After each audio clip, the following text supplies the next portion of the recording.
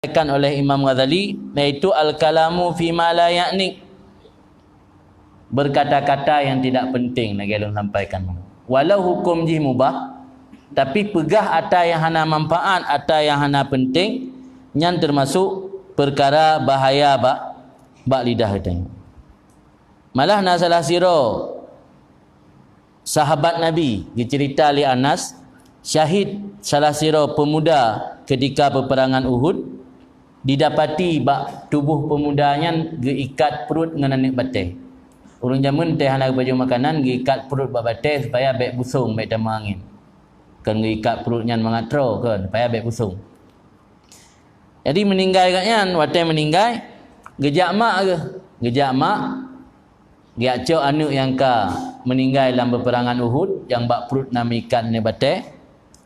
Ngucap lima selamat bagi gata hai anak, gata asal syurga. Ni dengar di Rasul, ni su'ud di Rasul, patan ni su'ud di Rasul.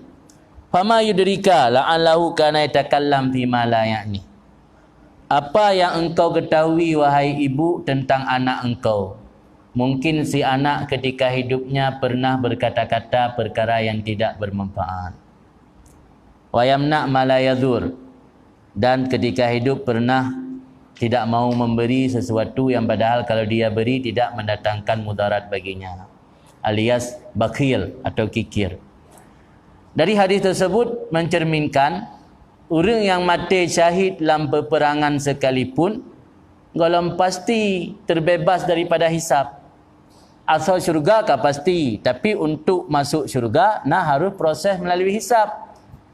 Yang gebi selamat daripada hisab, punya orang dalam kehidupan di dunia dijaga mulut daripada berkata-kata yang tidak penting.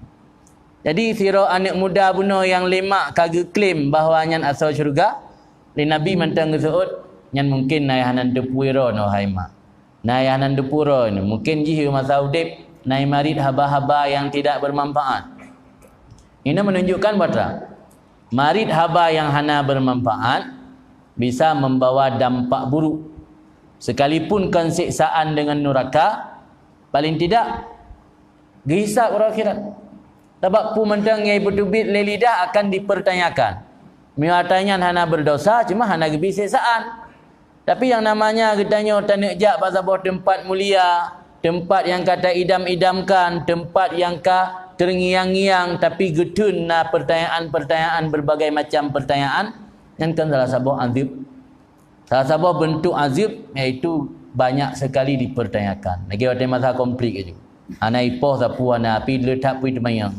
Kemberikan di sit dalam dia madaja kata tempat muling.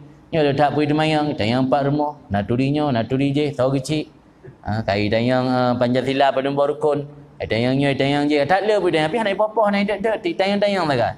Jadi hisab itu mayangnya termasuk bentuk daripada azib. Jadi benar orang yang pasti meninggal dalam mati syahid dalam perang Uhud, tapi gara-gara nak pernah gemarit waktu udip perkara yang tidak bermanfaat, juga membawa dampak buruk kepada rakyat. Nyan bahaya lidah yang paling rendah, iaitu marid kata-kata yang tidak bermanfaat. Yang kedua, fudul kalam. Makna fudul kalam ini pembicaraan yang berlebihan. Tak pegah sesuatu yang hana faedah, pegah harta yang lebih. Mesti tayang legom pandai dua. Ada orang tak kasih mainan mengaji. Cuma karena tanya kuat marid, mempegah harta hana perle. Orang mempegah harta hana perle, yang gekun fudul kalam. Loi lang tak pandai tanya tu bandar labu tak trip piyuh kat terminal. Abri gel dong hari. Piyuh ni piyuh leka dua jim piyuh ni jat-jat bagi pre penumpang lain. Yang ke hana gedayang le urun dayang. Kebudak pegah harta hana dayang. Jadi fudul kalam kan. Fudul kalamnya termasuk perkara yang hana agak lah agama. Yang akibat kitanya hana menjaga lidah. Jadi kitanya yang hana menjaga lidah kena hanya berbicara perkara yang tidak bermanfaat, juga fudul kalam, itu pembicaraan yang berlebihan. Sampai gebu contoh ini termasuk fudul kalam yang hana agak ini. Lagi gebayangkan li Rasul ini, lagi umpama takun lagi tanya ke asai, tetina asai. Kita lewat pada bawah jalan. Nasai nan terake ya Allah ne pihina asai. Yang termasuk fudul kalam. Asal jak keroi, hanai ganggu tayo, sapu hana. Tiba-tiba kata yak mari tayo, tayak laki Allah berpina asal. Yang termasuk fudul kalam ganggap dalam agama. Dan fudul kalamnya letat, hana terbatas. Macam-macam model tu.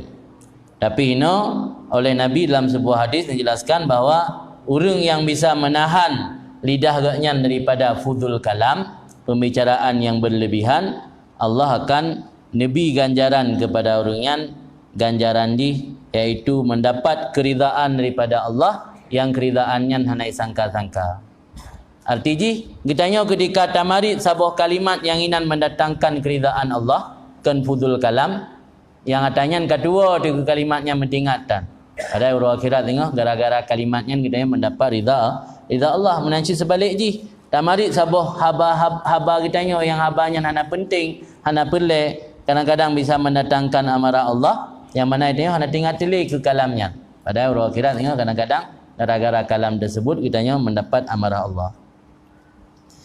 Kemudian bahaya yang kelima al-khawdu fil batil wal ma'asi. Ketika kitanya ai tatul lidah galak pegah haba, kitanya akan mencebur diri dalam perbuatan maksiat. Walaupun pegah haba yang nyonyo. Watai kedua yang nyonyo tapi ka berlebih becut. Ka atas hana penting li, hana perlu pegah.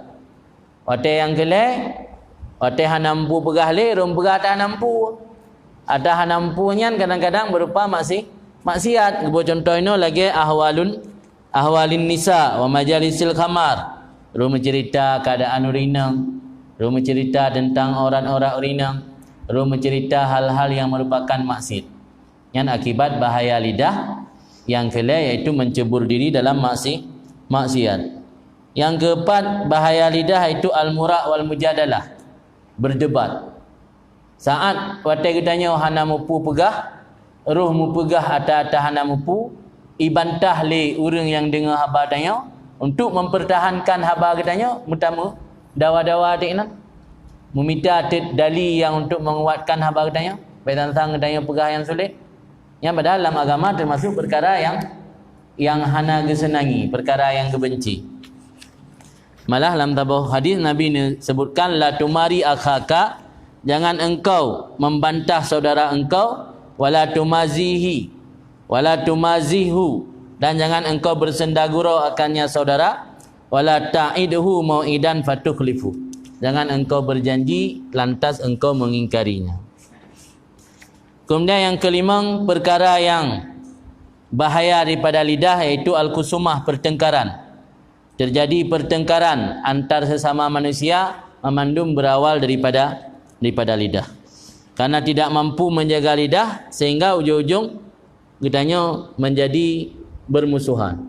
Tengah kepegah li Ibnu Hibban dalam salah sebuah ucapan beliau, le terjadi perkara di antara sesama umat, terjadi perceraian, permusuhan, perceraian sesama suami isteri, permusuhan di antara orang-orang yang memiliki hubungan yang baik selamanya, memandung berawal dari mizah.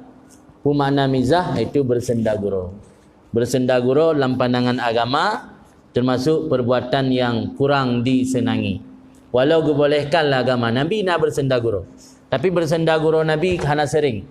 Nabi bersendagurau hanya dengan kaum yang lemah. Dalam cerita Nabi pernah bersendagurau dengan orang inang yang tuha, orang-orang yang lemah. Jadi haba-haba yang perlu sampaikan seriusnya Nabi hanya bersendagurau. Pernah Nabi bersendagurau dengan seorang inang ketika gium doa pada Rasul, ya Rasul nem doa kelum bertama syurga. Dan seol ya Rasul al-ajud la tadkhulul jannah. Urina yang kedua ana dalam syurga. Tinggal geklik urina yang taat kali geklik gemerayu Nabi seoleh Nabi maksud jih kendron hana dalam syurga. Dron watai dalam syurga geperiwang umul ya Allah ke umul pelutun lo. Dalam keadaan Tuhan. Jadi Nabi nasib bersendagurau, tapi hana sering. Jadi bersendagurau dibolehkan hukum ji mubah, tapi baik sering.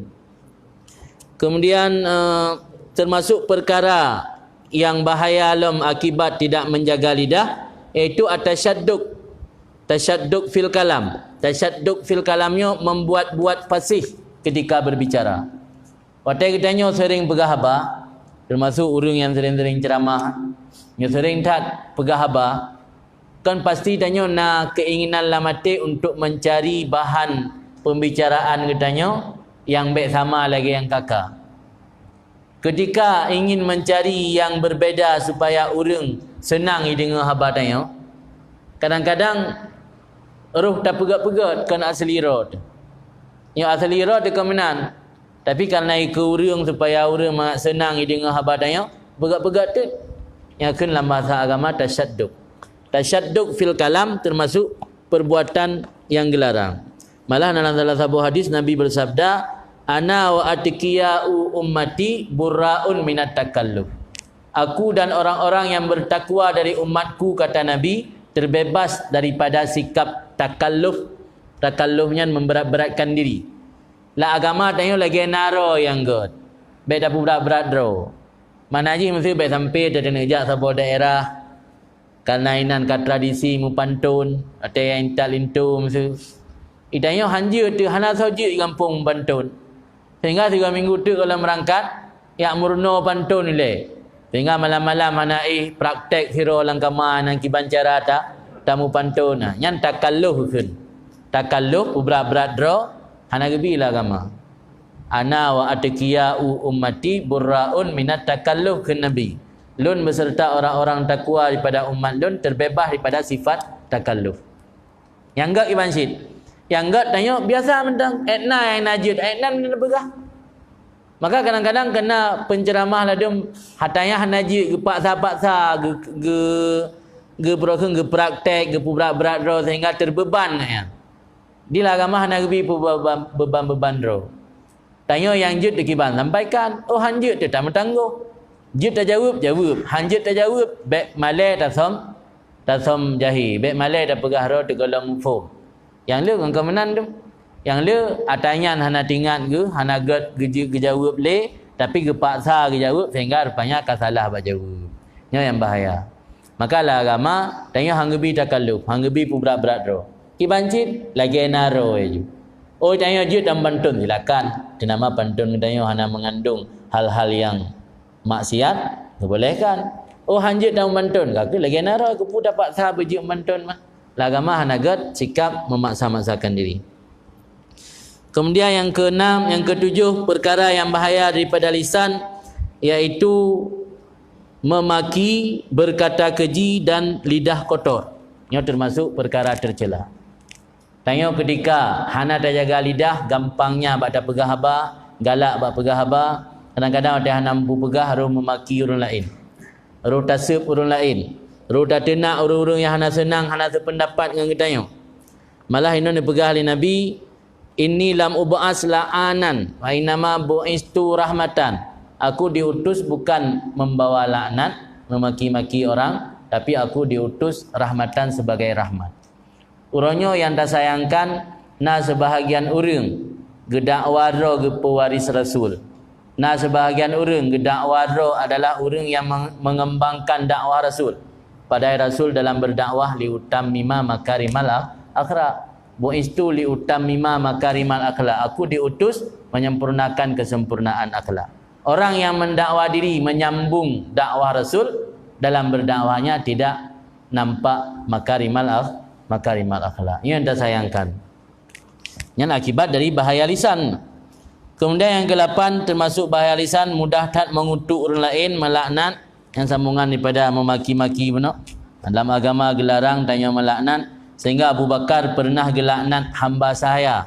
Nalamit li Abu Bakar pernah gelaknat, getegur li Nabi, ya Abu Bakar siddiq wala'an.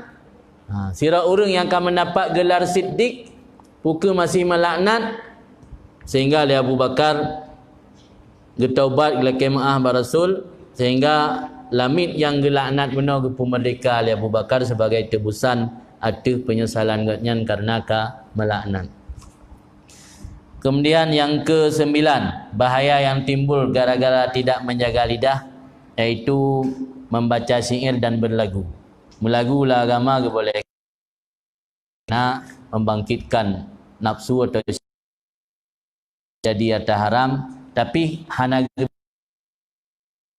yang mubah dalam agama ketika dilakukan sering nyo hana legot. Allah kagak benci. Innallaha la yuhibbul musrifin. Allah tidak menyukai orang-orang yang melampaui batas atau berlebihan. Jadi melagu, baca syair, baca pantun yang termasuk perkara-perkara yang dalam agama tidak dianjurkan. Oh, baca silakan selama hana berlebih. Kemudian bersendaguro yang lagi yang ulun sampaikan muno, yang kesebelah yaitu mengejek dan mentertawakan orang lain. Mengejek dan ini termasuk ada yang timbul daripada tidak menjaga lidah. Ini juga perkara yang dilarang dalam agama. Karena kitanya ketika tak ejek orang lain, pukul tak ejek karena bangsa agaknya, tak ejek karena fisik agaknya, atau karena hal-hal lain yang buruk agaknya akan membawa kepada malai orang lain. Kemudian yang kedua belah, membocorkan rahasia atau menyiarkan rahasia orang lain. Ini bahaya yang kedua belah, kitanya tidak menjaga lidah, iaitu membongkarkan rahasia orang lain. Ini hati-hati. Dalam salah satu hadis, Nabi nak ancam man ayyara akahu bidzambin kattaba falam yamut hatta ya'malah. Barang siapa mempermalukan saudaranya dengan satu dosa yang padahal saudaranya sudah bertobat dari dosa tersebut, maka ancaman dari Rasul, orang tersebut tidak akan mati dulu sebelum mengerjakan dosa yang sama. Maka salah satu ungkapan Imam Hasan Basri, aku melihat manusia tidak melakukan satu dosa, tapi ada dosa tersebut pada dia akibat membocorkan rahsia orang lain. Jadi karena sering tak bocor rahsia agama, ancaman dari agama getanya han mati le kalau anda pubut dosa yang pernah pubut le orangnya. Maka nekalan fenomena-fenomena yang berkembang dalam kampung, waktu merumpak orang selingkuh atau orang pubut dosa, waktu tak cerita rupanya orang bocor rahsia agama jamun. Orang yang kuat bocor rahsia agama, satu saat akan ngepubut lagi yang pernah pubut lagi agama. Yang lu tak kalah dalam kampung tu. Pandai tidak orang-orang kai rumput, kai drop, pandai tidak garis berikut. Bagi jamun pernah tak geduk kuat-kuat tak pegah ke gop. Kalau tak bocor-bocor rahsia agama. Yang memang ancaman dari syarak. Tanya yang tak permalukan saudara dengan sebuah dosa yang kadang-kadang dosanya kai taubat. Kejadian 2016 jamun, kuputai share lo. Kejadian 2017 yang mengkuputai bagikan dom. Padahal orang yang buat yang mentang kai taubat dari dosanya. Tapi tanya mentang tak bagi-bagikan pada media sosial tinggal saudara kitanya malai. Ancaman ji Allah han ngepumati kitanya mio galam dak buat dosa yang sama. Kemudian yang ke-11 iaitu al-wa'dul kadzib. Ditanya yang hana jaga lidah bisa berujung kepada sumpah palsu dan pemberian amanah. Yang nama kemudian 15 yang terakhir ghibah, yang paling raya. Jadi awali dari yang paling rendah sampai ke yang paling raya. Yang paling raya daripada bahaya lidah, lidah hana ada tim jaga itu akan menimbulkan ghibah. Pemakna ghibah tersebut pemantang yang dibenci oleh saudara kitanya.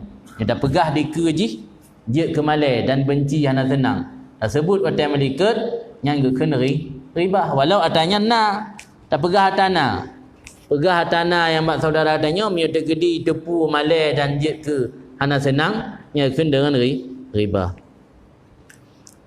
Ancaman riba yang paling raya pada dalam salah satu hadis yang dipegah Nabi, kan hadis Nabi tapi wahyu oleh Allah kepada Nabi Musa. Allah wahyu kepada Nabi Musa alaihissalam, dipegah oleh Allah kepada Nabi Musa, man mata taiban minal riba bahwa akhiru may yadkhulul jannah wa man mata musirran alaiha bahwa awalu mayadkhulun nar. Orang yang mati sempat bertaubat daripada dosa riba, yang senelu-senelu orang tamang syurga. Orang yang mati berkekalan atas riba hanya sempat taubat, awal-awal orang tamang neraka. Jadi kalau dah taubat sekalipun dari dosa riba, mantang najid hukuman kegedanya itu senelu tamang syurga. Antrian panjang dah. Lembui antri senelu dah. Orang yang mati sempat bertaubat daripada riba, akhiru may yadkhulul jannah. Akhir tamang syurga. Mihana tempat taubat, awalu may yadkhulun nar. Awal tamang neraka. Ini menunjukkan riba sekalipun kali tak bertaubat, tetap mendang hukuman ke kedanya. Cuman hukuman hukuman senelu tamang syurga, tamang tapi senelu. Itanya mana ada dom. Alah menting bagi neraka, ada senelu pijit. Yang sangsang perasaan lagi yan. Tapi orang akhirat ingat ketika Allah hadi-hadi yang lain, orang yang watai genuk pertama dalam neraka, nak sabah kelompok orang yang geseret oleh Allah gebal lebat syurga. Tapi anak pertama ngepedih dari luar. Ngepedih syurga dari luar. Dia tak kala membina nikmat-nikmat yang dalam syurga, alian baru geparuh ke dalam neraka. Nya kan jago sakit lam. Hai ilahi mana ada merdeka hana gebi kupu pedih. Nya le hana gebi gepedih lam, geplumah lam kiban nikmat yang dalam syurga, alian geparuh dia tanya ke dalam neraka. Yang dah tambah bentuk azab. Jadi sebenarnya azab Allah kepada hukuman kepada kitanya hamba le bentuk ji. Jadi kan dalam bentuk sisaan dengan neraka mentah. Orangnya le salah semikir orang, berfikir katnya hukum Allah ke kitanya berbentuk gesiksa dalam neraka padahal kan. Maka salah sira murid kitanya kepada guru, cerita dalam kitab mah kitanya mbak syekh katnya. Wahai syekh, lun biasa lun maksud ke Allah. Tapi Allah hana go hukum lun. Hana go hukuman Allah kepada lun. Lun sembahyang biasa, lun ibadat biasa, puasa biasa. Kitanya Malaysia le guru pun. Selamanya natam tahajud dah. Umatnya ya hana. Yang kian hukuman Allah ke katanya. Termasuk hukuman Allah di dunia, gecegah katanya han mampu bertahajud. Padai poput malam jaga tersempat tak atui. Tapi tariwang di kamar mana, han roh tatui sembayang, tak sembayang 2 rakaat dan dikaih lam dia. Tak beda atui Bahkan dah sembayang 2 rakaat. Maka salah satu hal yang membuat berat dalam beribadat, merasa gehon pada ibadat, salah satu je maksiat. Kadang-kadang orang dah sadari, ganggap roh ke hana pupu. Hai Allah hana ke hukum gelung. Rezeki lancar, ibadat baik dah pupu tapi ibadat-ibadat wajib. Tahajud nah, karena tahajudnya di samping ibadat lain yang wajib-wajib, amalan ibadat sunat yang paling utama iaitu qiyamul lail, ibadat tahajud. Yang salah satu bentuk munajah dengan Allah. Maka pubut-but tahajudnya hana memandung orang karenanya adalah dhiyafah Allah. Allah gebi jamuan ge pejame. Salah bentuk Allah ge pejame hamba melalui tahajud. Maka hana memandung. Jame yang namanya jame pandai memandung undang-undangan. Kan terbatas orang yang nak undangan. Di orang yang kagebi istiqamah untuk tahajud yang kitanya akan mendapat jamuan daripada Allah. Nyo galam harus tak upayakan. Salah bentuk supaya kitanya mampu melaksanakan qiyamul lail, itu harus terpujiu perbuatan maksiat dan kenaik perbuatan maksiat yang bersifat dosa, juga perbuatan-perbuatan mubah yang tidak membawa manfaat. Itu perbuatan buang-buang waktu. Idza'ah wate baba tempat yang hendak pelak, yang termasuk perkara-perkara mubah tapi dampak je mempengaruhi kepada kualitas ibadat kita.